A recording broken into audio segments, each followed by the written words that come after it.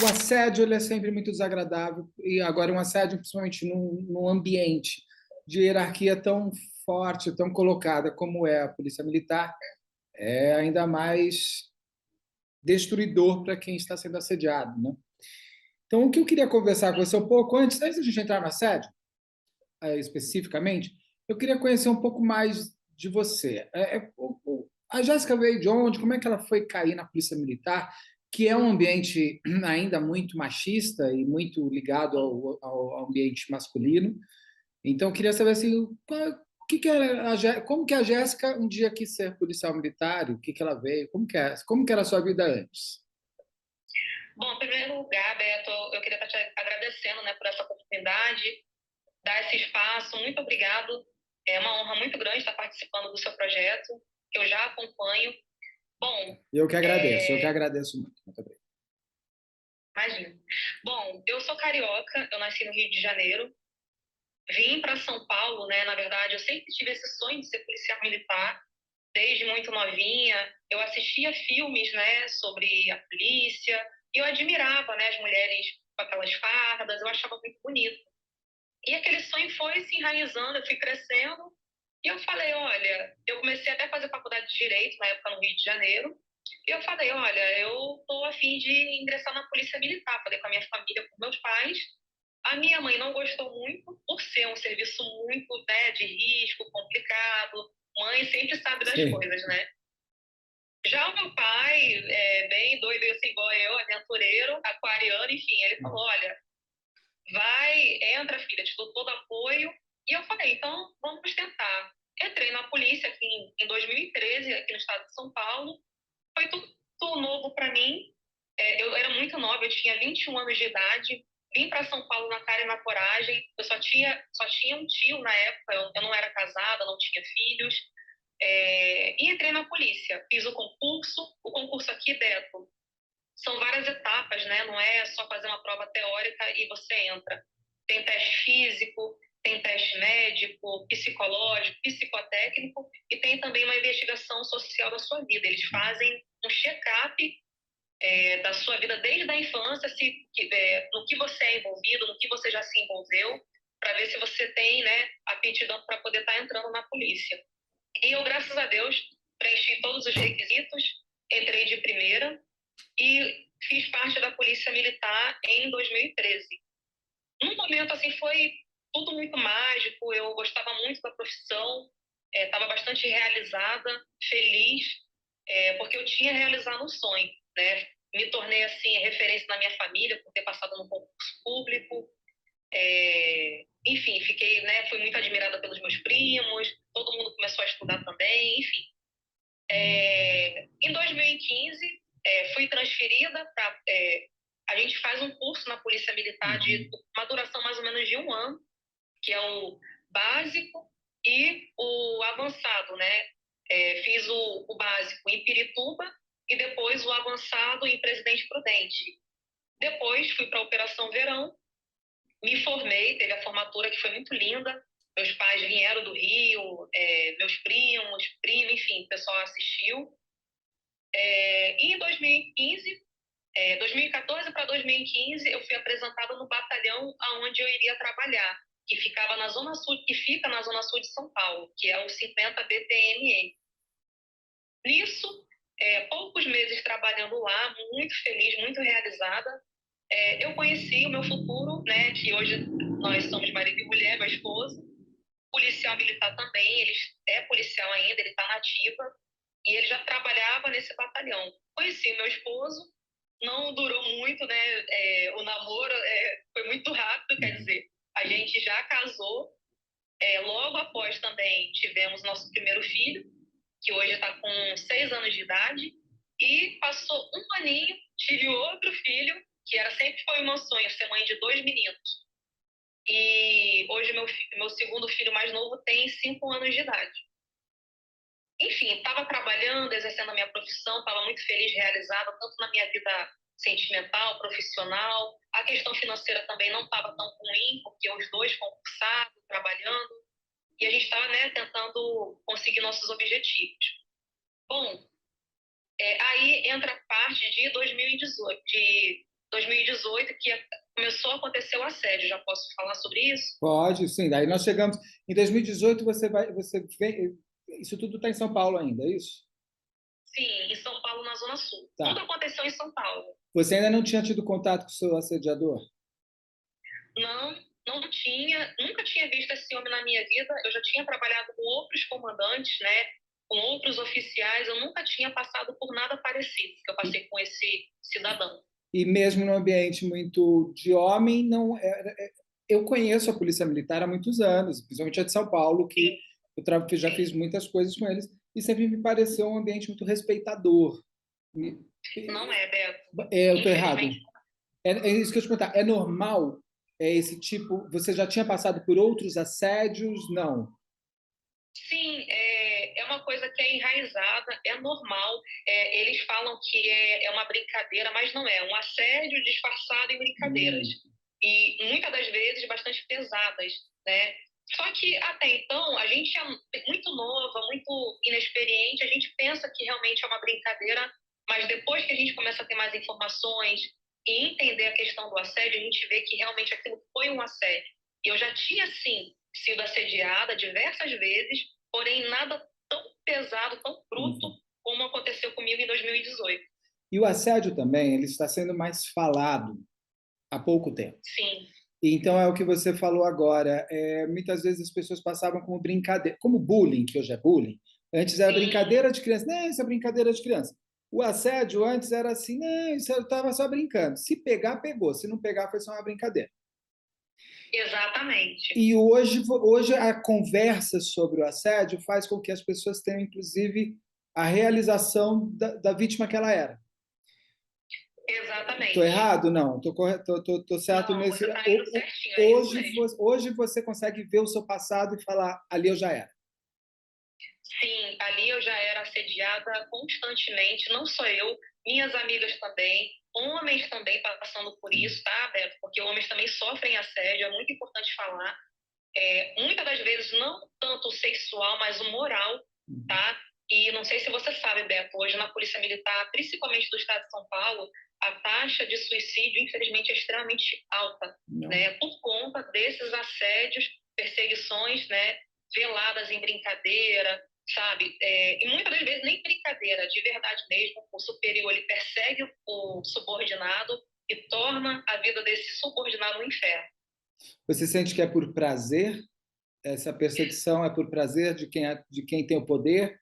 Porque a Polícia Militar é um Então, lugar Beto, de possíveis pode. psicopatas corporativos, vamos dizer assim, psicopatas do dia a dia. Exatamente. Eu li uma coisa muito interessante, né? Eu gosto muito dessa coisa de psiquiatria, psicologia, e eu li uma coisa muito interessante, que uma das profissões que mais existem, né, psicopatas, uma delas são policiais, né? Porque é um cargo que você tem bastante autoridade, e ainda mais naquele meio corporativista, aonde o militarismo, né, é bastante rígido. Existe um código militar, existe um regulamento disciplinar militar extremamente rígido, que é muito favorável para os oficiais, que são os superiores hierárquicos, né? E muito pesado para os praças, que são os subordinados, né? Então, basicamente, o regulamento só funciona para o subordinado, né? Para o superior hierárquico não funciona. Até porque, Beto, o Tribunal de Justiça Militar, os juízes são oficiais, ou seja, eles mesmos que julgam, certo? O hospital da Polícia Militar, Beto, os médicos da Polícia Militar são oficiais, ou seja, eles estão no paraíso. Entendi. A polícia foi feita para eles, entendeu? E você sente que quando a pessoa sobe de cargo lá, não subir de cargo, né, uma mudança de patente, ela Sim. passa a ser também assediadora? É normal quando a pessoa sobe, ela começa a assediar Sim, também? dê poder ao homem, né, Beto? É ali que a gente conhece o ser humano. Eu já percebi isso até com amigos, pessoas que eu achava que era uma pessoa e fez um concurso para oficial e mudou o comportamento, mudou o jeito, porque realmente eu tenho alguns amigos que fizeram a Academia do Barro Branco, que é a academia para oficiais. Daqui de São Paulo, eles falaram isso, e eles falaram sobre essa situação que o curso, eles ensinam isso para para os alunos, né? Eles ensinam essa metodologia, essa doutrinação, né? De como enxergar o praça. Para você ter uma noção, Beto, existem cavalos lá, né? Cavalaria, que cada aluno oficial tem um cavalo e eles tratam esse cavalo como se fosse o praça. O cavalo representa o praça. Ou seja, ainda maltrata animal Sim. também? Sim, trata o animal como se fosse, né, enfim, nem um ser humano. Quer dizer, ou Não, o melhor, animal não vai ser ser trata o humano. animal melhor do que, né, o que eles fazem com o ser humano. É desleal, uma coisa assim, é nojento esse corporativismo. Só quem fez parte, entende. É muito difícil, Beto. E aí você chega nesse momento, a gente pode nem citar o nome dele, a gente pode só falar como assediador para não dar Sim, publicidade. Inclusive, eu já entrei em contato com o advogado de defesa do outro lado também, para dar oportunidade se alguém quiser sim, falar. Agora, sim. você conhece esse homem e de cara ele já foi? Como que um assediador age? Então, Ou como agiu com aconteceu? você? Eu trabalhava na Força Tática, que é uma equipe especializada da Polícia Militar. Eu trabalhava na seção de P5. Por quê, Beto? Eu tinha acabado de ser mãe novamente, meu filho estava com poucos meses de vida, eu precisava de um horário, porque eu estava amamentando ainda, meus filhos frequentando creche, o meu esposo também sendo policial militar, a gente tinha que ter um período de bater o horário com o outro, era uma dificuldade muito grande, porque a nossa família mora longe, então era um contando com o outro, e com duas crianças muito pequenas. Sim. Então, eu precisava de um horário mais sólido, mais Mais tranquilo, normal, porque, mais normal, mais porque do dia a dia.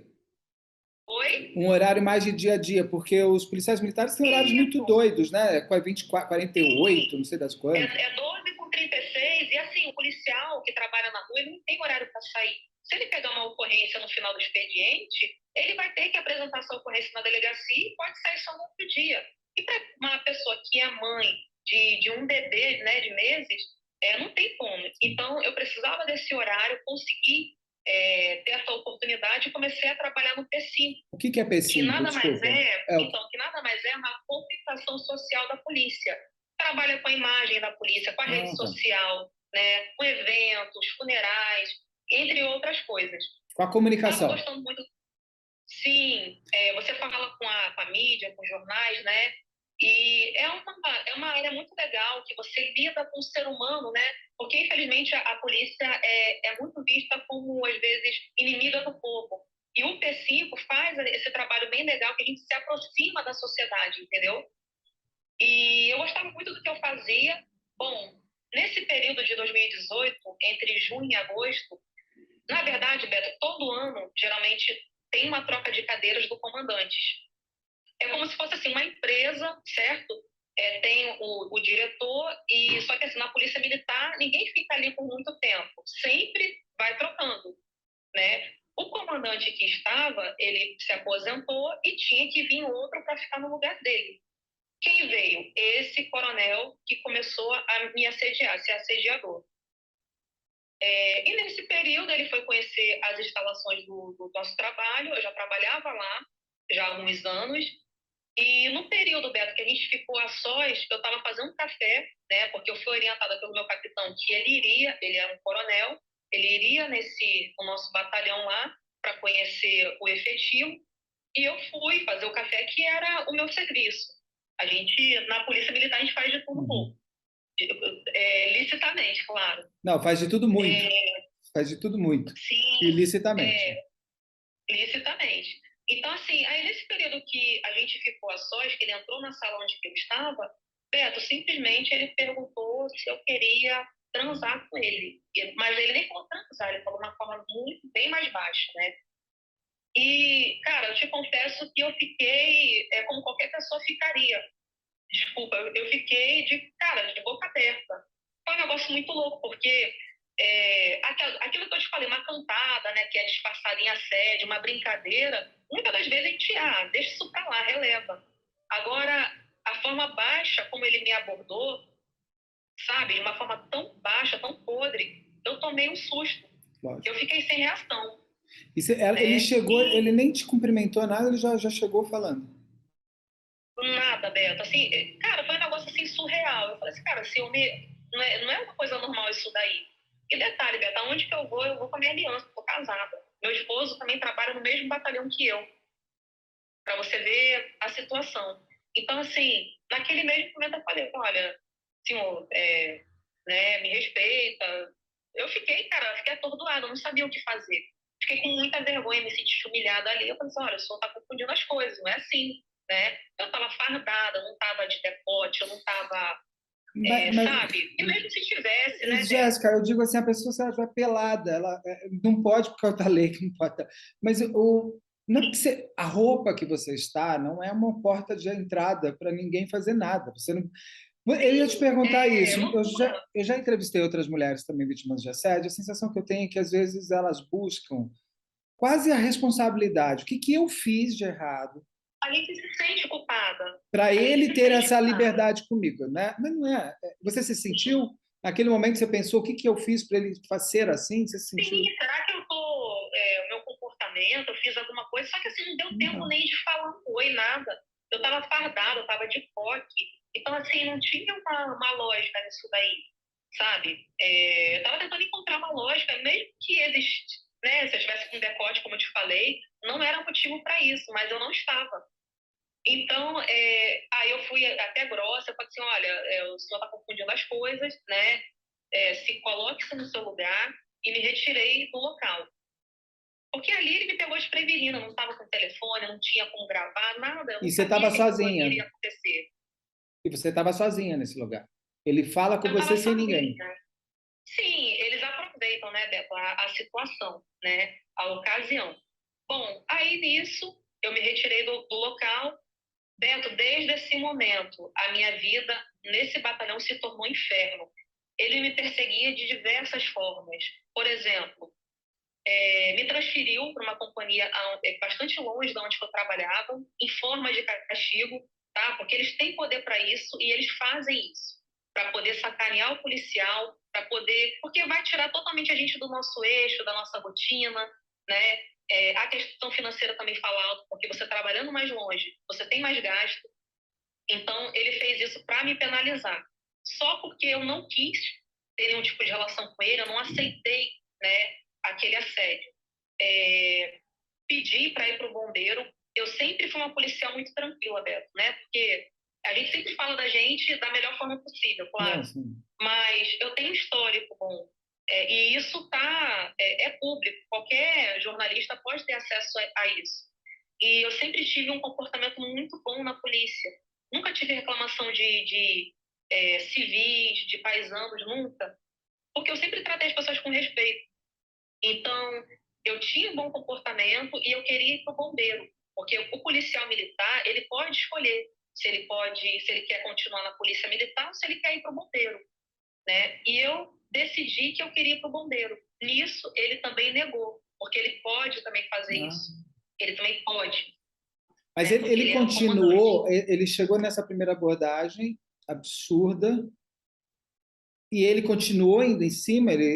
Existiram outros encontros até ele se Não, transferir. Nessa primeira vez, a partir daí, ele falou: vou transferir essa moça, é isso? sim. Começou o inferno, aí inventaram. Ele inventou um monte de coisa, inventou um monte de fofoca para querer manchar minha reputação, né? Porque eles fazem isso. Eles querem colocar, te taxar, né, como algo para poder manchar a sua reputação e para a maioria das pessoas acreditarem nele porque ele é um coronel, um comandante, né? Infelizmente, como você mesmo falou, a polícia militar ainda é bastante machista e a quantidade de homens é maior do que de mulheres. Então, realmente, é bem corporativista.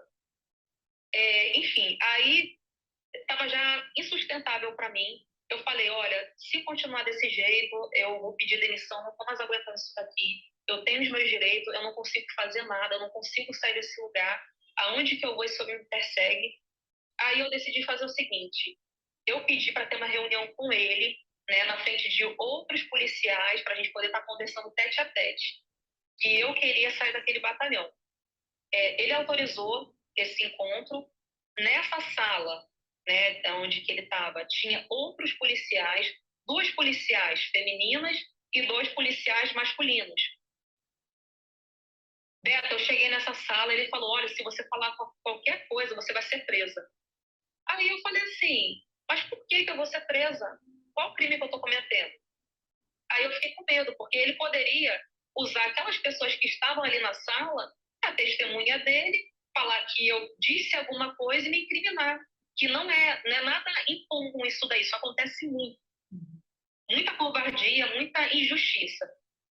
Aí tudo bem, eu fiquei quieta e humilhação. Ele falou que toda carioca, todo carioca, carioca mulher é vagabunda, e não sei se eu posso falar isso aqui. Pode, mas ele falou na frente dos outros, isso? Na frente dos outros, Beto, na frente de outras E, mulheres, na e frente de ninguém ficou outros homens constrangido. policiais. E essas outras pessoas não teve constrangimento? Ninguém falou, meu Todo senhor? mundo ficou sem graça, todo mundo ficou até com pena de mim ali, só que ninguém poderia fazer nada, Beto, porque O poder dele. todo mundo subordinado. Ele era a patente mais alta, o coronel. Entendeu? E todo mundo tinha medo dele, né? De ser perseguido, de ser ameaçado. Aí eu estava nessa sala, ele falou toda essa questão, ele falou que carioca homem é ladrão, que ele não gosta do Rio de Janeiro, que carioca é metido a malandro. Esses rótulos, né, que eles criam, né? Não existe isso, Beto, que toda mulher Não, pelo carioca é amor de Deus. vagabunda. É um Não, Deus, ele ainda, sabe? além de tudo, ele foi xenófobo. Ele Sim, é o sim, ele assediador, botou. ele vai buscar tudo para destruir sua autoestima, né? Sim, para humilhar. Ele sente prazer, Beto, de humilhar. Aí tudo bem, eu saí de lá chorando, sabe? Como mãe, como mulher, como esposa, tudo, cara. Assim, como profissional, eu falei, cara, caramba, eu estudei, saí de tão longe, sabe? Deixei minha família, minha zona do conforto para isso, para terminar dessa forma, e eu ainda vou ter que pedir demissão. Aí eu não tive outra opção a não ser pedir, olha só, Beto, eu tive que pedir uma licença sem vencimento, aonde eu fiquei 2 anos sem receber, eu fiquei afastada da polícia e fiquei 2 anos sem receber por conta dele. Nesse momento, só voltar um pouco, quando ele fala todos esses absurdos para você, você conseguiu falar alguma coisa ou ele foi negado, inclusive, de falar? Não, a todo momento ele falou e eu somente só ouvi, eu só escutei. Ou seja, Ele sabia, era um ele palco de... sabia o motivo, né, de eu estar indo lá, que era para pedir a transferência para ir para outro local, outro batalhão, mas ele não permitiu eu falar. E nesse período, antes de você tirar a licença, antes de você até falar com ele, você tentou falar. Tem lugares dentro da Polícia Militar de São Paulo que você pode, tipo, recursos humanos da vida, ou um lugar que você pudesse fazer uma denúncia, ou pudesse pedir um socorro? Você buscou ajuda de alguém lá dentro? Não. Busquei, eu fui no NAPS, que é um centro psicológico da polícia, né? Tentei buscar apoio nesses lugares, mas como eu te falei, Beto, a Polícia Militar é um paraíso para os oficiais, porque os maiores cargos, igual médicos, juízes, né? São eles que controlam tudo. Então, você bate na porta e não sai nada, não acontece nada. Sim. Pelo contrário, você é mais perseguido ainda. E o seu marido, Bom, você contou para o seu marido nesse período? conversei com meu esposo, ele me apoiou, né? Ele me aconselhou a pedir esse afastamento. Qual que foi minha estratégia de pedir esses 2 anos?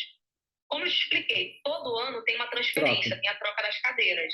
Aí eu falei o quê? Eu pensei o quê? Esses 2 anos que eu ficar fora, se o ele vai para outro lugar, me esquece, eu posso retornar para o meu trabalho e minha vida vai ficar normal novamente. Porém, Beto, o tiro saiu pela culatra. Ele não saiu do lugar, ele não se aposentou, ele continuou, ele permaneceu durante esses 2 anos. Aí, foi passando os 2 anos, né, passa muito rápido, eu me mudei de cidade, eu fui morar em Praia Grande, mudei de telefone, mudei de tudo, cara. Meu esposo também foi transferido para lá, para Praia Grande, para a gente poder recomeçar a nossa vida do zero.